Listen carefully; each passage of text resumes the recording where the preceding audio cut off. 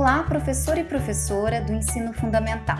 Eu me chamo Inara Moraes e trabalhei na equipe que elaborou o material que acompanha essa obra, O Maior Motivo do Mundo e Outras Histórias de Sim e de Não, escrito pelo autor Caio Ritter e ilustrado por Eloá Guazelli. A obra O Maior Motivo e Outras Histórias de Sim e de Não é do gênero conto, com 4 enredos muito próprios da idade dos seus alunos do 4º e do 5º ano. O Caio consegue transmitir com uma linguagem muito como lhe é própria, com uma dicção muito interessante para o jovem leitor, porque ele se reconhece ali naqueles pequenos dramas cotidianos.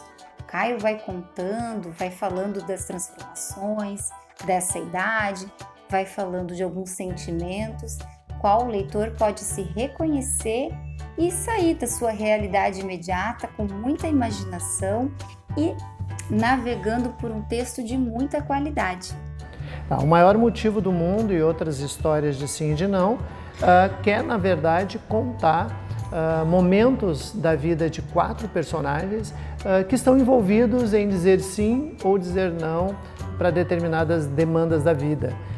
Toda pessoa, independente da sua faixa etária, ela vai ter que fazer opções na vida, Dizer sim para algumas coisas e dizer não para outras coisas. Daí é que vem o título deste livro, editado pela editora Phizalis, O Maior Motivo do Mundo, que é o título de um dos contos do livro, e Outras Histórias de Sim e de Não.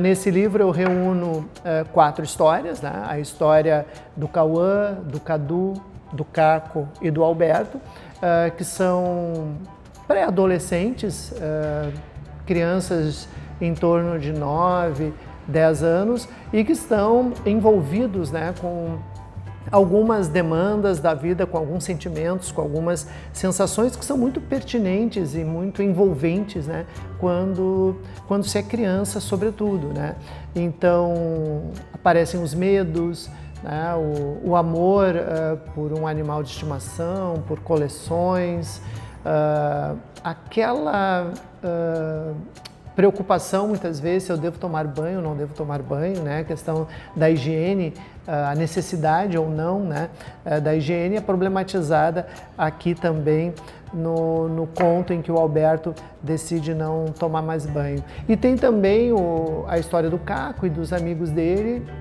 que vão receber na sua rua um novo morador, o Reginaldo, que é um guri muito imaginativo, muito fantasioso, e vai discutir um pouco os limites entre mentira e imaginação, mentira e fantasia.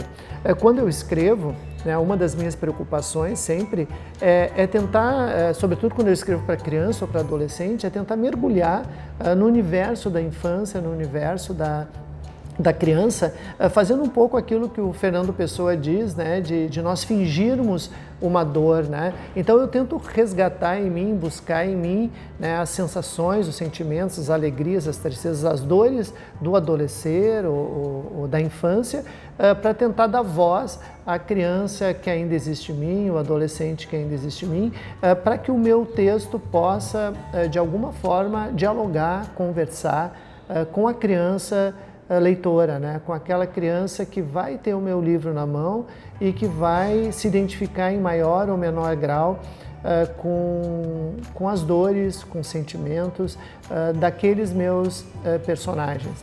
Então é uma preocupação bastante grande que eu tenho, e para isso normalmente eu tenho apontamentos, eu tenho cadernos, Eu gosto muito ainda de fazer os apontamentos manuais, manuscritos. Então eu vou resgatando, construindo as ideias, sempre a partir do personagem.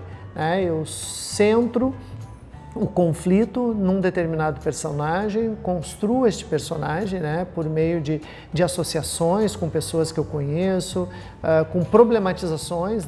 Eu gosto muito de usar condicional se, mas e se, mas e se?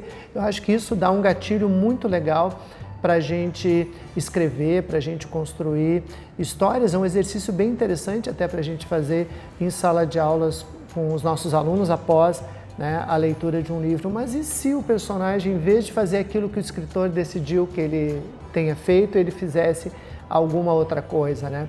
Esse se é fundamental e é um instrumento que eu uso sempre na construção das minhas histórias, nas construções dos meus livros, né?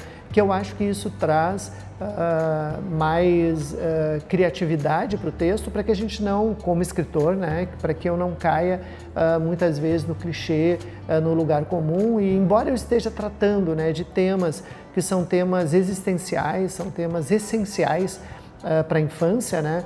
Como eu disse antes, o medo, né, o amor, o nojo, a saudade, a falta, né, esses sentimentos todos que orbitam, né, em torno de todo ser humano, eles possam aparecer no texto com verdade, né, com consistência e, ao mesmo tempo, numa linguagem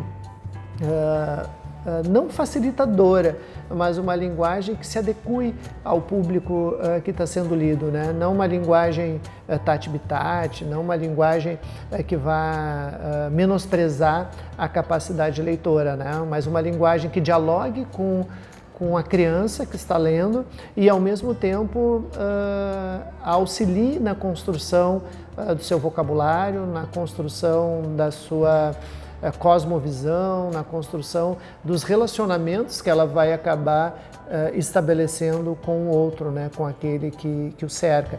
Eu acredito que a literatura tenha esse papel fundamental, né, de acrescer saberes, né, não saberes didáticos, né, mas saberes essenciais para que a pessoa possa se construir como ser humano, como ser de vontades. A literatura me parece que tem esse papel, e quando eu escrevo, eu creio que o meu maior compromisso é com isso, né? É tentar fazer com que os meus personagens eles apareçam, né? Surjam para o meu leitor como pessoas possíveis, né? Como seres que poderiam estar aqui agora, né? Conversando com a gente, trocando ideias com a gente, né? Que cada um desses meus personagens possa ser o coleguinha, né, de aula do leitor, né? Possa ser o colega de prédio, possa ser o colega de rua, possa ser o colega do vôlei, da natação, enfim, né? O texto da PNA, Política Nacional da Alfabetização, é enfático ao afirmar que um bom trabalho, né, um trabalho com um texto de qualidade literária, auxilia o aluno a sair dessa realidade imediata e também ter uma ampliação do seu repertório de leitor.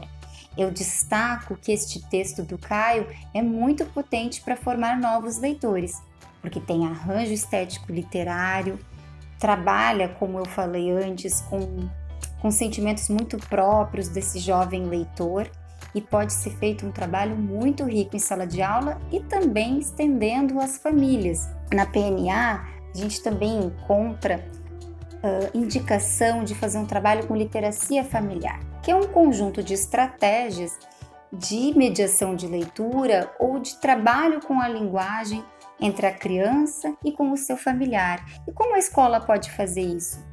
Enviando um pequeno desafio, uma tarefa para casa, no qual a criança tenha que contar. Pode fazer o reconto oral de um dos contos ou até de todo o livro, apresentar o livro para os seus familiares, né? Nesse sentido, a linguagem está sendo debatida em casa. Aquilo que é trabalhado em sala de aula vai um pouquinho para a casa do leitor também. Eu sempre digo que a literatura, ela é como se fosse uma miragem, né? A gente sabe que a miragem não existe, mas quando a gente olha para ela, ela parece tão verdadeira que ela acaba nos comunicando muito da realidade. Acho que como escritor eu tenho esse compromisso, né, de produzir uma literatura que possa dialogar com o ser humano e que possa respeitar o meu leitor. Então, meu querido professor, minha querida professora, eu vou ficar muito feliz se vocês mergulharem nas histórias de sim e de não, e de que vocês possam levar para a sala de aula, convidar as crianças para conhecerem as histórias de sim e de não. Acredito que vai ser uma aventura bem bacana, vai ser um espaço para momentos especiais. Um grande abraço no coração de cada uma, de cada um, e nos encontramos nas páginas de O Maior Motivo do Mundo e outras histórias de sim e de não. Então eu deixo aqui esse convite para você, professor e professora do ensino fundamental, do 4º e do 5º ano, para conhecerem essa obra e com certeza fazer um trabalho muito interessante em sala de aula. Eu destaco mais um aspecto da obra, O Maior Motivo do Mundo e outras histórias de sim e de não, que é o tamanho de cada conto, que facilita num compartilhamento em leitura em voz alta, que é tão importante, né, pelo professor, também pelos alunos, mas especialmente o professor como uma figura de afeto, lendo em voz alta para os estudantes, auxilia a compartilhar essa melodia, essa prosódia da língua e fazendo, destacando o trabalho literário com a linguagem e fazendo com que os estudantes gostem de ouvir uma história, como todo mundo tem essa necessidade, sempre teve, de ouvir histórias, de ouvir boas histórias.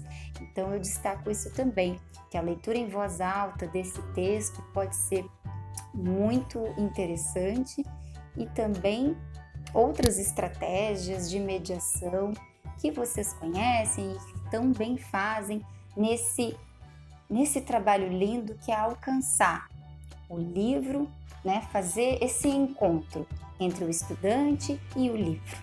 Eu reforço então esse convite.